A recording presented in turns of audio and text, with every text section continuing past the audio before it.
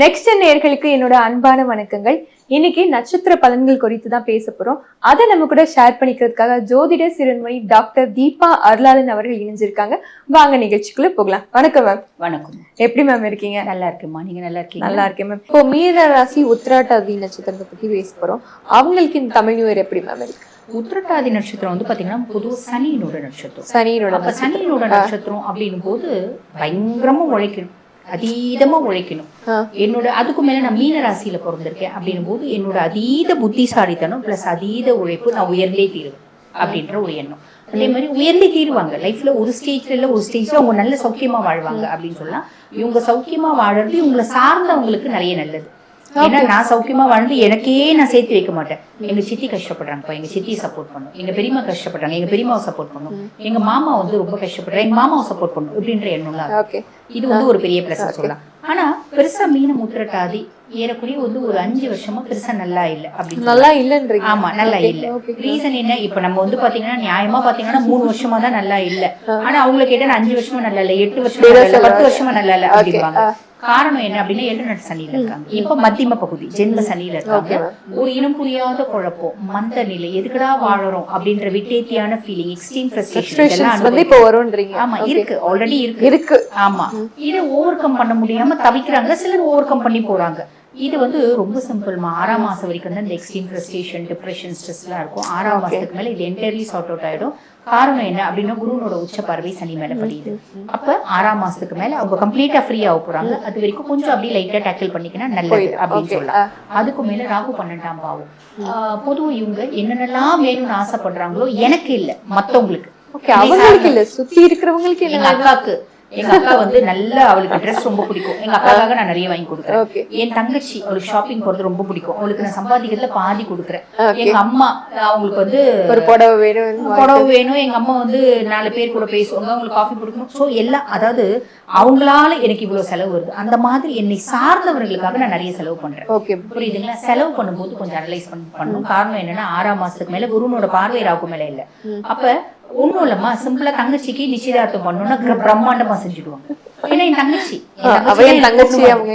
பொண்ணு மாதிரி. ஆமா, அந்த மாதிரி தோணும். செய்யும் போது கொஞ்சம் அனலைஸ் பண்ணிட்டு செய்யணும். ரீசன் என்ன அப்படின்னா 6ஆம் மாசத்துக்கு மேல குருனோட பார்வை ராகு மேல இல்ல. அப்ப செலவு பண்ணி நம்ம ட்ராப் ஆகிறதுக்கு வாய்ப்பு உண்டு.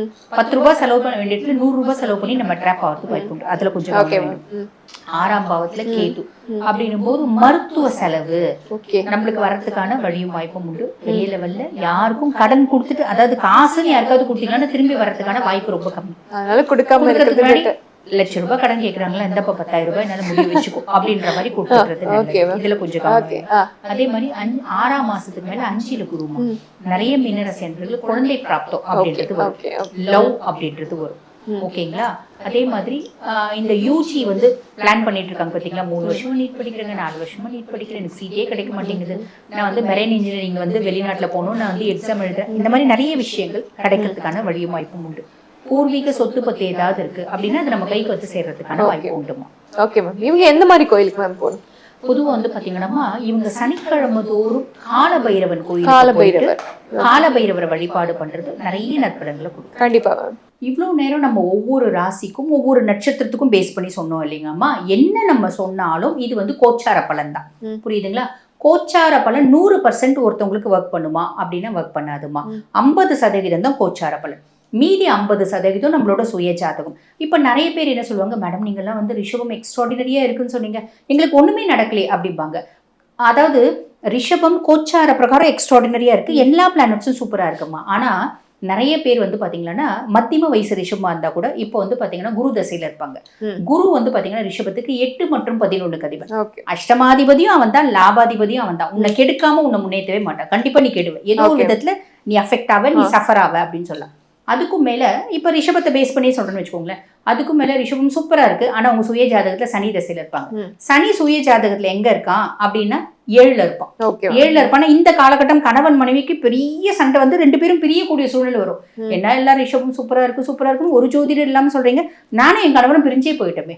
நானும் என் கணவருக்கும் நடுவுல வந்து பாத்தீங்கன்னா பெரிய இடைவெளி வந்துருச்சு. பெரிய சொல்றதே நடக்கலையே இந்த ஜோதிடர்கள் எல்லாம் வாய்க்கு வந்ததுலாம் சொல்றாங்க அப்படின்னு சொல்லுவாங்க. ஆனா அது உண்மை என்னன்னா ரிஷபம் அப்படின்னா எத்தனையோ கோடி மக்கள் இருக்காங்க ரிஷபராசியில. இப்ப எல்லா ரிஷபத்துக்கும் இது நடக்குமா? சுய ஜாதகமும் ஒண்ணு. சுய ஜாதகத்துல என்ன தசை நடக்குது, தசநாதன் எந்த பாவத்துல இருக்கான், தசநாதன் நல்ல பாவத்துல இருக்கானா. பொதுவாகவே ஜோதிடத்துல ஒரு விதி உண்டு, தசநாதன் செய்யாததை புத்திநாதன் செய்யான், புத்திநாதன் செய்யாததை கோச்சாரன் செய்யான் அப்படிம்பாங்க. அப்ப தசநாதன் அங்க ப்ரையாரிட்டி. தசை என்ன தசை நடக்குது, என்ன அந்தர் தசை நடக்குது, என்ன புத்தி நடக்குது. தசநாதன் சூப்பரா அந்த 100% நம்ம சொல்றது நடக்கும். தசநாதன் மட்டமா இருக்கான் அப்படின்னா நம்ம அதாவது மட்டமா இருக்கான்ற சென்ஸ் நல்ல பொசிஷன்ல இல்ல, அதுக்கும் மேல அவருக்கு வீடு கொடுத்தவரும் நல்லா இல்ல, நட்சத்திர சாரம் வாங்குறவரும் நல்லா இல்ல, அதுக்கும் மேல பாபரோட பார்வையெல்லாம் இருக்கு அப்படின்னா நம்மள வச்சு செய்வான். இந்த நம்ம சொன்னக்கூடிய பலன் வந்து 50% தான் நடக்கும் அப்படின்னு சொல்லலாம். ஸோ சுய ஜாதகம் பிளேஸ் அ மேஜர் பார்ட் அப்படின்றத நம்ம ஞாபகம் வச்சுக்கணுமா. கண்டிப்பா. இவ்வளவு நேரம் பொறுமையா எங்களுக்காக அழகா பதில் சொன்னீங்க. நன்றி மேம். நன்றி.